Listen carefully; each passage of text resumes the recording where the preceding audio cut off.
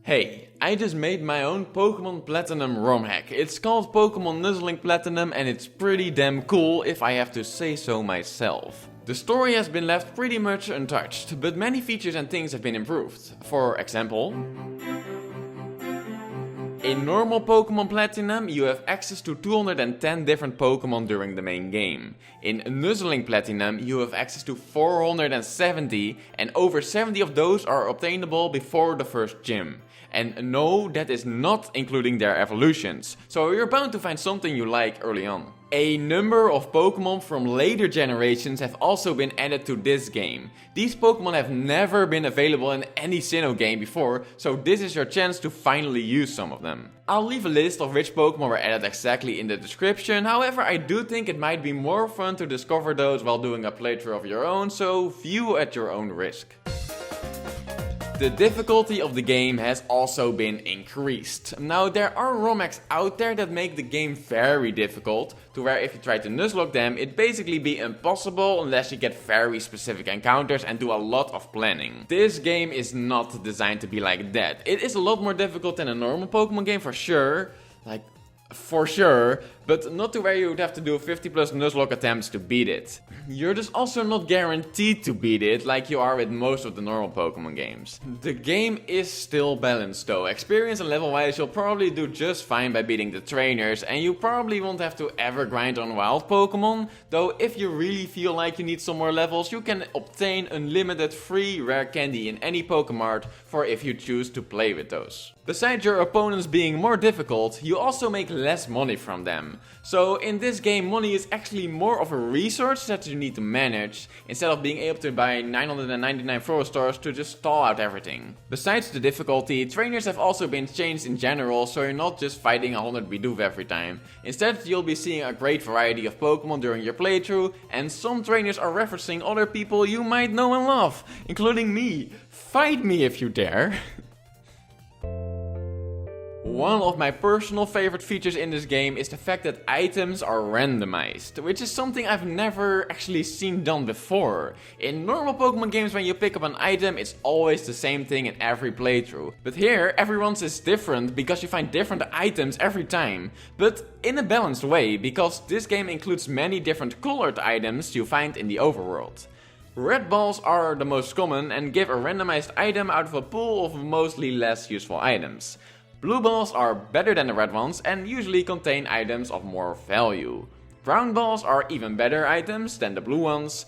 Purple balls are always guaranteed to be valuable and rare items. Yellow balls always contain a random TM. Green balls always contain a random evolutionary items, and white balls aren't actually randomized, these will always contain the same item. Because of this, you will not find things like Master Balls and Forward Stars at the start of your journey, and will also not find useless potions right before you challenge the Elite Four. This keeps it somewhat balanced, but it still makes it different enough to make each playthrough more unique. You might, for example, find a stat boosting item for one of your Pokemon early on, making that team member even more special and valuable. Or if you have a Pokemon that evolves with an item, you might get lucky and get that item early, providing you with an early evolution. For example, during one of my test runs, I used a Shelder and got lucky and found a Water Stone after the third gym, allowing me to use a Cloyster earlier than other people might get to, and this really allowed me to bond more with this specific Pokemon. Besides the items, eggs and fossils have also been randomized. Just like in normal Pokemon Platinum, the player receives 2 eggs during a playthrough, but unlike in normal Pokemon Platinum, these will not always contain a Togepi and Riolu. Instead, the Pokemon that's inside will be random each time, making every playthrough even more unique. The Root, Claw, Skull and Armor fossil have also been removed and replaced with the Aquatic, Aerial Seed and Mammal fossil. Reviving these won't just give you the same Pokemon every time either, but will instead be a random one, and unlike the X, these aren't guaranteed to always be first stages. Every single Pokemon has also been changed. Some only have different move pools, but many also have other abilities and some also have changed stats. This is all done in order to balance things and to make some weaker Pokemon a bit more viable, so that you can play this game with basically any Pokemon you like. A very small pool of Pokemon also have their types changed to make them more unique, but this hasn't been done to many to not overcomplicate things.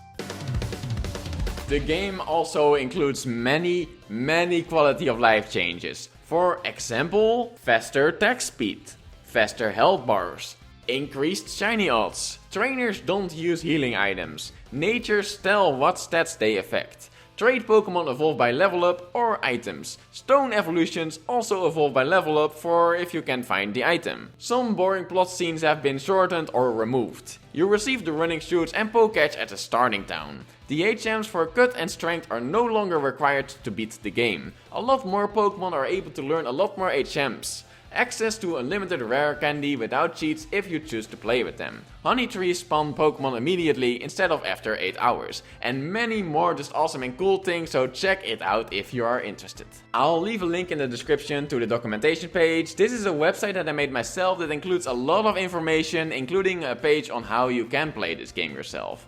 If you do play it in Nuzlocke form or just as a regular playthrough, let me know because I'd love to see and hear from your stories. Either post a comment below or just tweet at me with a picture or something. If you don't feel like playing, that's okay too. After all, Pokemon games are pretty long. But if you're still kinda interested, good news, because my friend Kyepha is going to stream his playthrough of this game on his Twitch soon. So make sure you come check it out because I'll probably be there as well. Or you can spam one of your other favorite creators to play this game. I don't know. Anyway, thanks for watching. I'm also planning to make a longer video where I go into huge detail over every change I've made in the game later this year, because I think that'd be fun. But other than that, I wish you all good luck and a lot of fun with Pokemon Nuzzling Platinum.